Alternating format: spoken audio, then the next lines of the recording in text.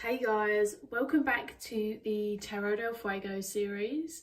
Also, I'm back from my temporary hiatus, and that was purely because I got ill and I lost my voice. As you can tell, my voice has come back. I've still got this nasty cough and chesty stuff, but I have been desperate to come back and engage with you guys. And the Tarot del Fuego series had a lot of response last time, and now I'm slowly moving through a chunk of requests that you wonderful lot provided me with. I'll be honest, as you can see, I'm doing a cult today, and I hadn't put much thought into doing the cults prior to this. Also, before I go on, I just wanted to put it out there that I won't be doing the majors for the Tarot del Fuego, and I'm actually really excited to redirect you because they're fantastic videos, and also it means less for me to do, and I'm not gonna lie, 78 cards felt a lot. I am redirecting you to the lovely Nina from Shuffle Tarot, who is covering all of the majors from the Tarot del Fuego. Nina breaks down the imagery, how aspects can be read as symbols, and really just does a lovely job of making these unique images really approachable. And I think if she hasn't finished them already, she has nearly finished the major series. So what I'll do is I will pop a link in the bio, and if you do go and utilise her major series and you go and watch them, please give her some love in the comments. None of these are an easy undertaking to do, and I know that Nina has done those. She's doing a rune series, so yeah, show some love. Going back to why I didn't really think about the cults, I guess to me they're such an interesting set of cards, away from the rest of the minors and away from the major archetypes. To me it feels like there's even more ways to read them maybe than the rest of the cards, or at least there's even more ways discussed. The way that I read cults is mostly based on the energy as kind of traits that we're specifically engaging with, or we may require, or they may be traits that we're seeing in an experience even through someone else. And of course that's all dependent on the usual, so spread positioning, question, my intuition. Now, I know others do read these as people. It is something that I might do from time to time, but it's really, really rare for me, and it's a very personal experience. It's usually a very intuitive understanding and to do with the type of reading that I'm undertaking. Also, it's not based on that kind of, I want to say, esoteric physical traits that were linked to the cult cards. It was something that people discussed a lot when I was younger about the tarot cults, and it just really didn't jive with me. So things such as a certain cult would represent the age, the hair colour, the eye colour of the person in your life whom it was meant to represent if it wasn't you. And it's just not how I read personally. So for the purpose of my explorations, naturally I'm not going to be focusing on that. I'm going to be sticking to personality traits and energy in a similar capacity that I would to any card, really. Now, this card was one of the requests, and I'm hoping that you enjoy it. Here we have the very unique King of Pentacles in all his devilish glory.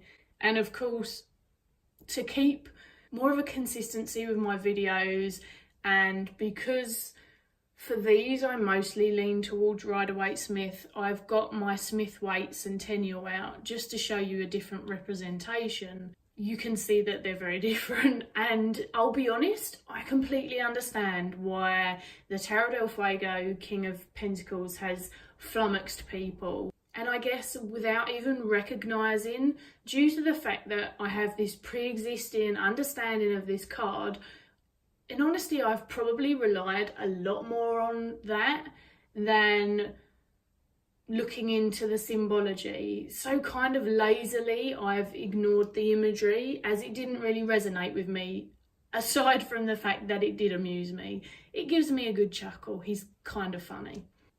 What I have done, though, of course, is I've spent some time with this card and considered the imagery and tried to pull upon those links that I feel helps us understand why this imagery may fit with that King of Pentacles energy. To give you a nice up-close shot, and you can see it's quite a simple depiction in terms of what we're seeing. There's not much else going on. There's not actually much else going on in the other King of Pentacles, but it just looks busy because of the colours and the art style. But you can see we've got lots of skulls with crowns on. He's riding a very large coin, or a pentacle, whatever you prefer. And he's the kind of cliche devil, pitchfork, mwahaha, kind of, it almost feels impish to me. First off, I want to start by recognising that bones and coins feature heavily throughout this pentacle suit. And the way that I see this symbolically is because it's the suit of kind of worldly, material possessions, health, the physical realm, and the realm of earth, or the element of earth. When I think of bones, I think of the life cycle and how our bones and obviously our remains are returned to the earth upon death, and how these slowly become a part of the land. And one of the things that comes to mind, and this really isn't meant to be morbid, is they say two things are inevitable: death and taxes. And that feels really apt for what we see throughout this suit. As I say, not meant to be morbid, but more to signify some of what we're seeing. The kings as a whole I see as an external manifestation of the energy as a sort of overall, and the queens more as an internal, I guess, is the best way to explain it. I see those two courts specifically as being more the final stages of their energy, so in this case the earthly energy, and the kings feel like a very structured energy to me as a whole. Of course, this is if it's in balance or light or upright position, depending again on how you read.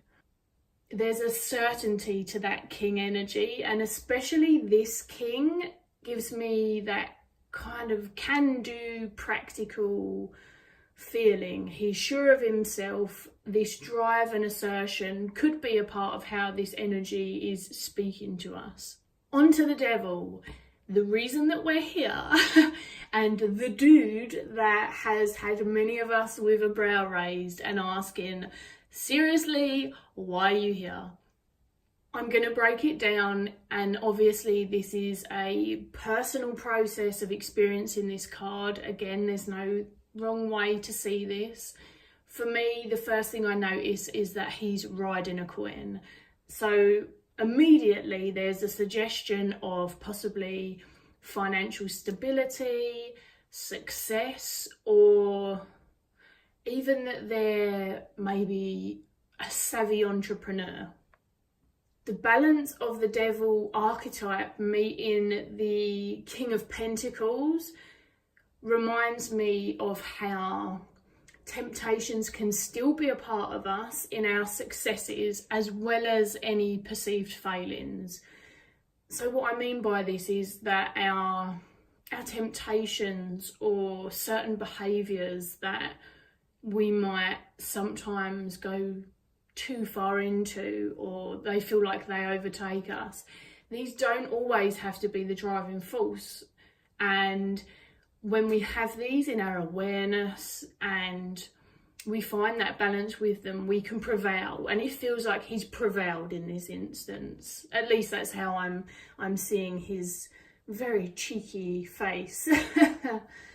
Usually I feel the King of Pentacles overall is a message of grounding, and stability as well as abundance. It's not always my first fault with this card, but what I did pull from this one is that sense of feeling self-assured, like he's rooted in his abundance so much that it kind of naturally flourishes around him, and therefore others who are close to him, they may either feel it or even benefit from this.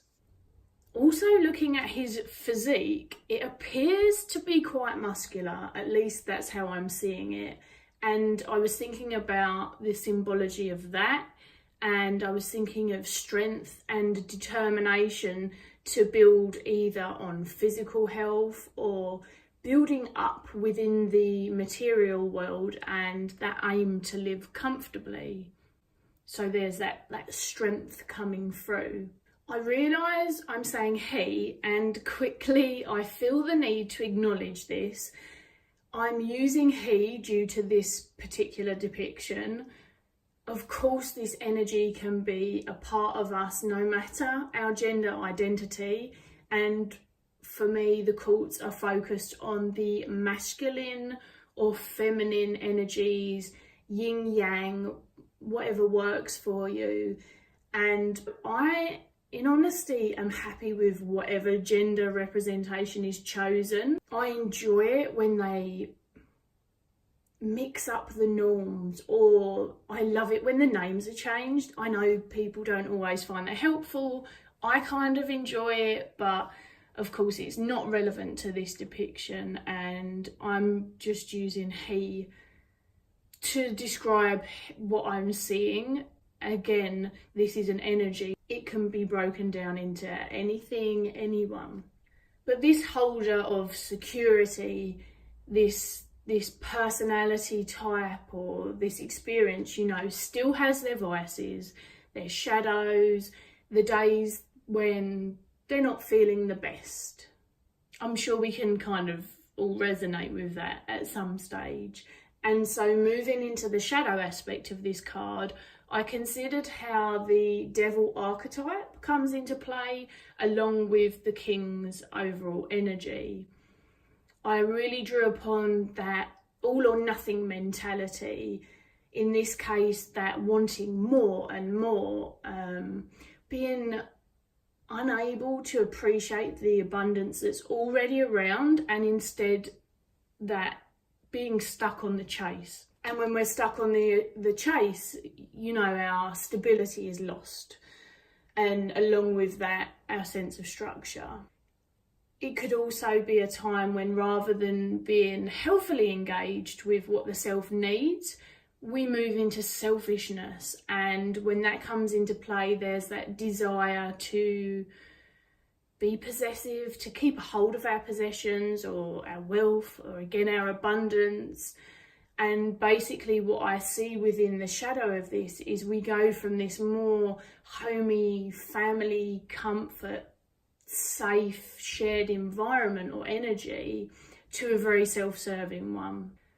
So materialism is certainly an aspect, and one that I recognise in the devil archetype, with maybe compulsions or addictions, greed, just the desire to be frivolous. Of course, again, there's both light and shadow in the devil archetype too, but in terms of linking it to this imagery, naturally that's all I'm going to discuss here. There is so much more to this cult, and I'm sure even to this card.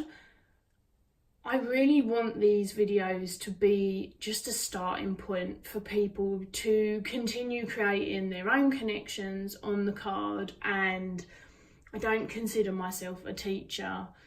I always feel like there's more to say, and I think I'm going to especially feel that way with the cults because of the versatility in the reading styles and how these can differ quite greatly for some people. So this is my small offering, and I also like these videos to remain quite short, which this one's probably going to be a bit longer.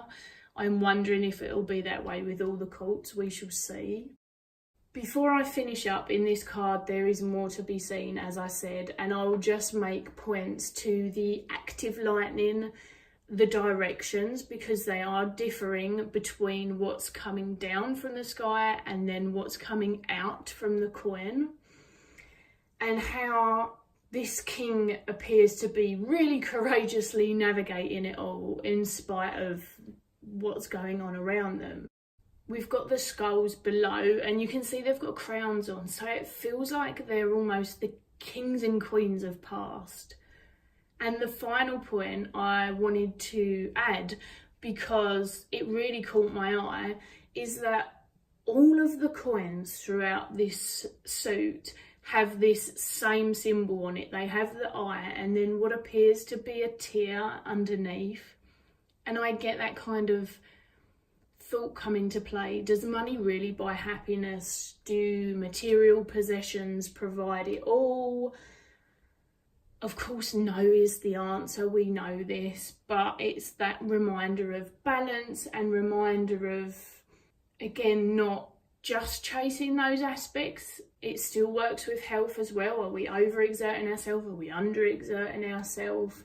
But that reminder of balance, I guess, and what we're giving up to maybe seek to attain. I know that balance is relevant to all suits, but it's just another note that I wanted to add. What I'd ask you to do, you guys, is share what you see. As I say, my experience of this card doesn't have to be yours. You don't have to agree with it. I would be really keen to hear what you're thinking, especially now you consider what the devil may represent here and how it links to this particular king energy. Get involved. I'd love to hear your comments below. I do take requests if I haven't done it already, and of course if it's not the majors. However, I would say I've got a list of probably about another 6 to do. So if you request, it might be a while before it comes up, but I am going to try and get some of these out a little bit more regularly. It's nice to be back, and I will see you all again soon.